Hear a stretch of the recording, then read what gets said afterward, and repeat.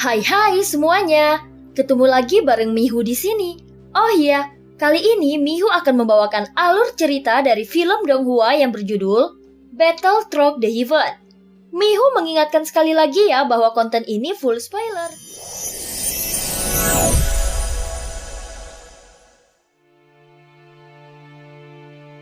Melanjutkan dari kisah sebelumnya. Sebelumnya setelah mendengar suara Zanlao, Xiaoyan memutuskan untuk memasuki lantai 14 yang berada di pagoda emas dan menemukan ada sebuah lahan luas untuk bertani. Setelah mendapatkan informasi tentang kelebihan taman spiritual ini, Xiaoyan mulai menanam sisa bahan obatnya. Namun Xiaoyan merasakan kelelahan yang cukup luar biasa. Seolah-olah dia baru saja selesai melakukan pertarungan yang sengit.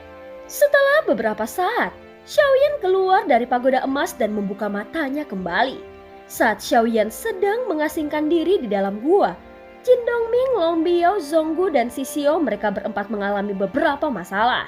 Saat ini mereka berempat sedang dikepung lebih dari selusin sosok. Secara logika hal ini seharusnya tidak mungkin terjadi. Karena menurut aturan tatanan kuno Dewa Abadi dan Iblis, hanya 5 orang yang diizinkan memasuki gerbang kuno. Namun faktanya saat ini, keempat orang itu dikelilingi oleh lebih dari 10 orang yang mengenakan pakaian yang sama. Jelas sekali bahwa mereka semua berasal dari klan yang sama. Hadapun yang terkuat di antara mereka telah berada pada langkah ketujuh keabadian Kaisar. Pada saat ini terlihat lebih dari 10 orang ini berdiri seakan seolah-olah membentuk formasi. Saat berikutnya setiap cetakan tangan mereka berubah. Kemudian cahaya merah menyelimuti seluruh puncak gunung, termaksud Xiaoyan yang masih berada di dalam gua. Satu langkah ke-7, 2 langkah ke-6. Tetapi mengapa ada bajingan langkah ketiga? Ucap salah satu dari sosok-sosok ini memegang kipas di tangannya. Dan dia mengenakan jubah berwarna merah darah. Aroma jubahnya seperti darah, bahkan mereka dapat melihat ada 2 gigi tajam seperti taring yang tumbuh di mulutnya. Klan pembunuh darah, ucap Zonggu sedikit menyipitkan matanya saat dia berbisik. Oh, kau mengenaliku. Tunggu, sepertinya kau bukanlah orang kuat dari dunia luar. Namun sangat disayangkan sekali aku tidak mungkin melepaskanmu. Bagaimanapun jika bisa menyempurnakan darah dari 1 langkah ke-7 dan 2 langkah ke-6 dengan sempurna, itu pasti menghasilkan darah yang enak. Aku harus mengandalkan darah kalian sehingga memiliki lebih banyak peluang untuk menembus langkah ke-8. Ucap sosok itu mulai mencibir dan melambaikan kipas di tangannya. Lalu dia menatap tajam ke arah Zonggu dan yang lainnya. Pada saat ini terlihat tatapannya tajam seperti sedang melihat makanan yang sangat lezat. Saudaraku, apakah kalian semua sudah siap? Perburuan akan segera dimulai, ucap pria itu. Segera setelah pria itu selesai berbicara, tiba-tiba cahaya merah mengalir turun. Segera keempat sosok itu diselimuti oleh rune misterius yang muncul dari formasi. Mereka berempat terjebak di dalam lingkaran cahaya merah. Itu tampak seperti penjara yang memblokir mereka sepenuhnya. Saat berikutnya muncul gumpalan asap hitam yang membumbung dari tanah di sekitarnya. Asap hitam ini tiba-tiba berubah menjadi sosok monster dan sebagian tubuhnya berwarna abu-abu. Terlihat anggota badannya panjang dan memiliki cakar yang tajam. Monster yang muncul dari dalam tanah ini tidak memiliki mata dan jumlahnya lebih dari selusin. Kemudian semua orang melihat ke arah Zonggu dan yang lainnya. Pada saat yang sama, lebih dari selusin sosok juga bergegas masuk ke dalam formasi. Mereka memimpin monster di belakangnya dan membentuk formasi pengepungan. Dapat dirasakan bahwa aura selusin sosok dari klan pembunuh darah yang memasuki formasi meningkat pesat dengan kecepatan yang luar biasa. Pemimpin mereka sebelumnya berada pada langkah ke-7 dan secara samar-samar telah mencapai langkah ke-8. Sial, ini adalah formasi pengorbanan darah dari klan pembunuh darah, ucap Zonggu sedikit menyipitkan matanya. Lalu dia bergumam dengan pelan. Ternyata kau terlalu banyak tahu tentang klan kami. Ucap pria berjubah merah darah itu langsung mencibir. Meskipun klan pembunuh darahmu sangat kuat, tetapi memprovokasiku yang berasal dari alam Dewa Iblis Abadi bukanlah keputusan yang bijaksana. Jika semua murid dari alam Dewa Iblis Abadi mengetahui bahwa ini dilakukan oleh klan pembunuh darah, maka kamu tidak akan dapat menanggung akibat dari pertumpahan darah. Ucap Zonggu membuka mulutnya dengan nada suara yang dingin. Meskipun Zonggu sedikit lebih lemah, namun dari segi momentum dia sama sekali tidak kalah dengan pria berjubah merah darah. Bahkan ada rasa kesombongan dari kata-katanya. Setelah mendengar tentang alam Dewa Iblis Abadi, ekspresi pria berjubah merah darah sepertinya telah berubah. Segera dia melihat Zonggu, lalu dia melihat ke arah Jin Dongming dan Long Biao.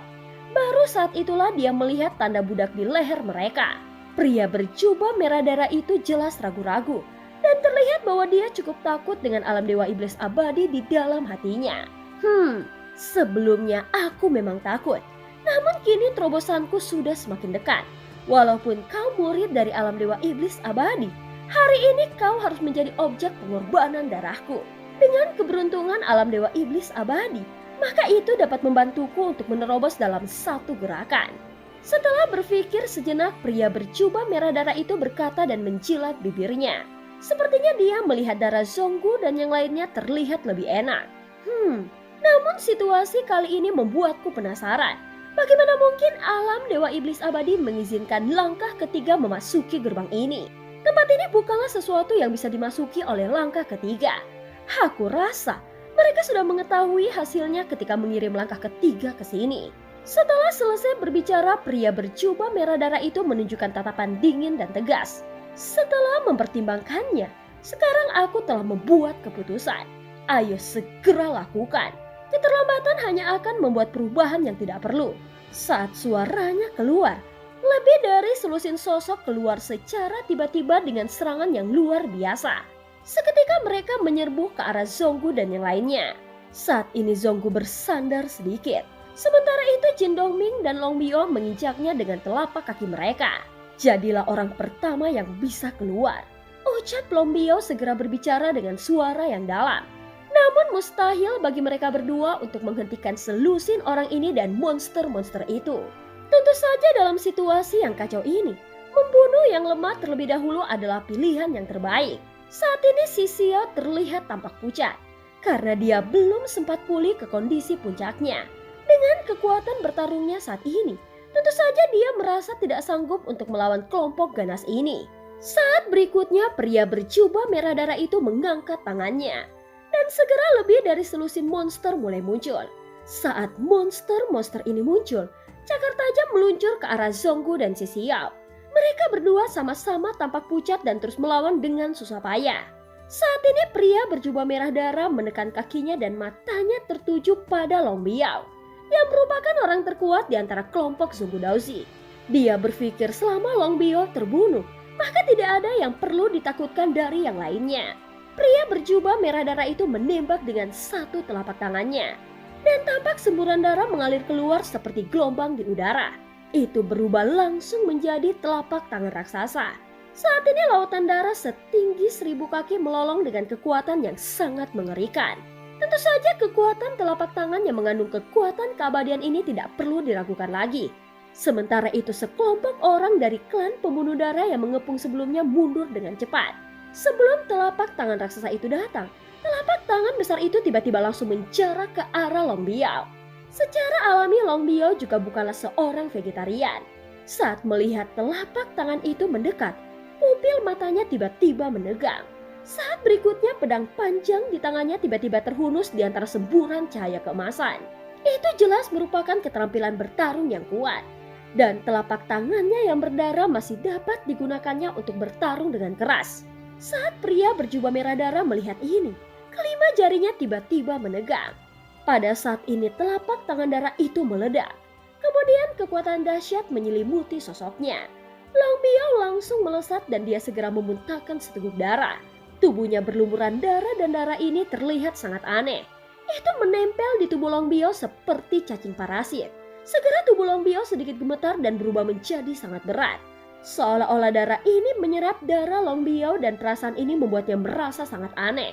Saat berikutnya pria berjubah merah darah itu menyerang lagi. Segera dia melambaikan kipas di tangannya ke arah Long Biao. Dan itu tiba-tiba berubah menjadi garis darah yang tak terhitung jumlahnya. Long Biao melambaikan tangannya dan mencoba memotong garis darah ini. Tetapi meskipun garis darah ini terputus, namun darah ini akan tersambung kembali dalam sekejap. lalu membungkus Long Bio menjadi kepompong darah. Benar saja langkah ketujuh masih terlalu lemah. Dan ternyata sangat sulit untuk memiliki lawan di level yang sama. Ucap pria berjubah merah darah itu menggelengkan kepalanya dengan menyesal. Dan butuh beberapa waktu untuk menghilangkan sepenuhnya ekspresi kekecewaan di wajahnya. Sepertinya akan lebih baik jika menyelesaikan langkah ketiga itu terlebih dahulu. Ucap pria berjubah merah darah ini kembali. Sepertinya dia tidak tahu bahwa dengan membunuh tuannya, maka budak dewa juga akan mati. Sebelumnya dia berpikir lebih baik menangkap raja terlebih dahulu daripada menangkap pencurinya. Pada saat ini tatapannya beralih melihat ke arah Zonggu Daoshi. Saat ini Zonggu sudah berada dalam kondisi putus asa. Dia berlumuran darah karena terluka oleh cakar monster sebelumnya. Bahkan jika si Xiao ada di sekitarnya, namun dia tidak bisa membantu banyak. Dalam situasi yang kacau ini mereka hanya bisa melindungi dirinya sendiri. Pada saat ini pria berjubah merah darah terus melihat Zonggu yang tampak memalukan. Segera sosok itu langsung bergerak dengan kekuatannya. Dia tahu bahwa tidak ada kesulitan baginya untuk membunuh Zonggu Daoshi. Segera dia berubah menjadi bayangan darah dan langsung menjarah ke arah Zonggu. Saat melihatnya, mata Zonggu tiba-tiba menyusut dan cakar berdarah tiba-tiba muncul di hadapannya. Dan jaraknya hanya setengah inci dari lengannya. Namun pada saat yang sama, ada cahaya kemasan yang menyala dan itu bertabrakan dengan cakarnya yang berdarah. Zonggu cepat mundur. Pada saat ini sebuah suara tiba-tiba terdengar. Segera Zonggu menghela nafas lega dan langsung mundur seketika. Ketika mendengar kata-kata ini, segera Zonggu menghela nafas lega dan langsung mundur ke belakang. Merasakan ada kekuatan lain yang datang. Seketika senyuman di wajah pria berjubah merah darah ini langsung membeku. Dan film pun berakhir. Terima kasih udah dengerin Mihu dari awal sampai akhir ya. Sampai jumpa.